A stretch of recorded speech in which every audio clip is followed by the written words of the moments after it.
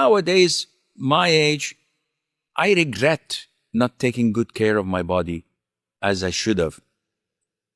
I sometimes make sa'i, most of the times, riding on the golf cart, or someone pushing me on a wheelchair in haram. And I sometimes try to hide my face. And, Sheikh, you look as an athlete. Why are you? I can't. It's an age issue. I may not be the right one to answer this. I've been doing sports since I was 15 years old, almost 51 years ago.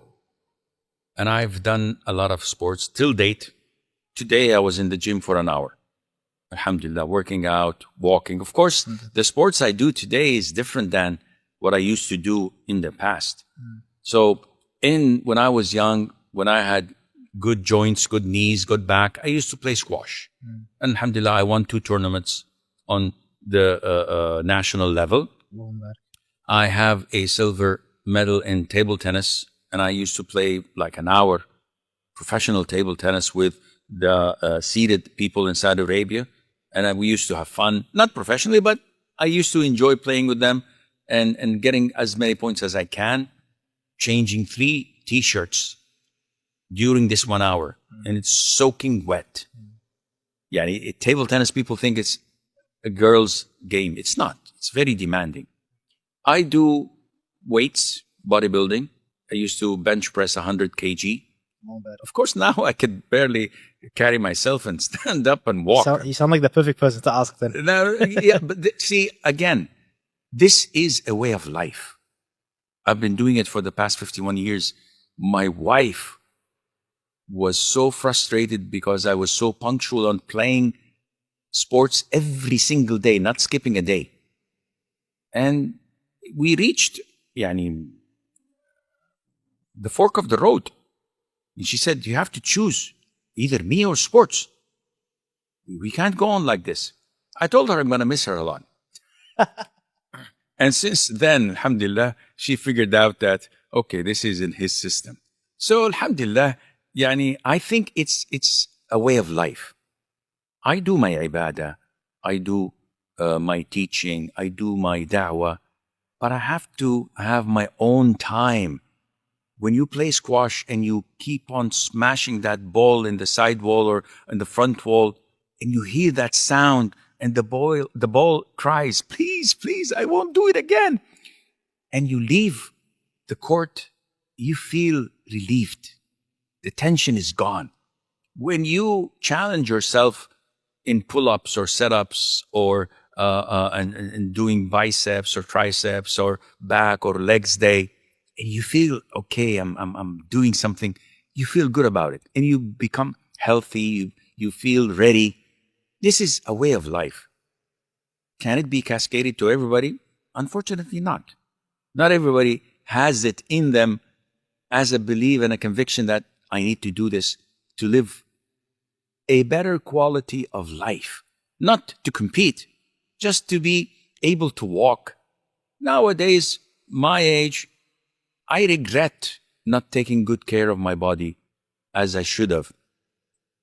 I sometimes make sa'i, most of the times, riding on the golf cart, or someone pushing me on a wheelchair in haram. And I sometimes try to hide my face. And, Sheikh, you look as an athlete. Why are you? I can't. It's an age issue. It's no endurance anymore, no power as I used to. So the youth, the youngsters, should take real good care of themselves so that they can carry themselves when they're older. I want to touch on the issue of tarbiyah. And nowadays, tarbiyah, raising children. And the big issue that we see now in the West is 2 extremes. One is the parent that is firm on their child and tracking their every movement, and maybe that child might not have a sense of Allah is watching, just they think that my father or my mother is watching. And then the other extreme is the person whose parents are very lenient and you let them go, and inshallah, Allah will guide them. How do we strike a balance between trying to guide our children or even our younger siblings and try and keep them steadfast, and also not pushing them away from the deen altogether? Knowledge is a blessing from Allah, and wisdom is indeed a blessing from Allah. Not everyone is fortunate to get such blessings. And this is the benefit of having a mentor, having an imam, having a scholar, having a wise person in your family who would advise you, who would logic, who would open your eyes. Alhamdulillah, people are fortunate to find guidance if they strip themselves from arrogance and look for guidance.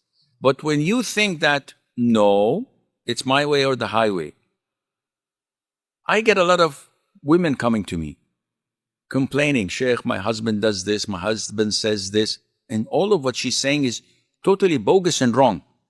So I say, why don't you bring your husband so I can speak to him?